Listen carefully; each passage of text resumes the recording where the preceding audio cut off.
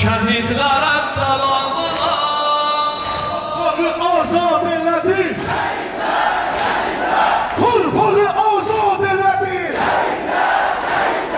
Könülləri şad elədi.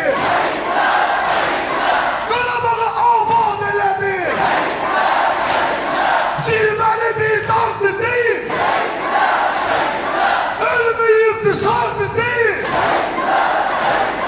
Bayrağını etdi kəfər.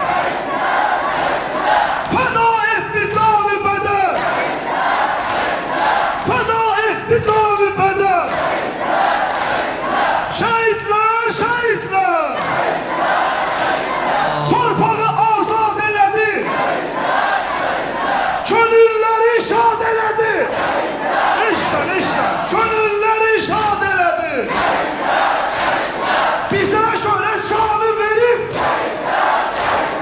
damarında qanı verib, millət üçün canı verib, behiştəki bağdı deyil, zirvəli bir dağdı deyil, ölməyibdi sağdı deyil. Oy şəhidlərə salam ola. Şəhidlərə salam ola. Şəhidlərə salam ola. Axır iki bəndimiz inşallah tamamdır.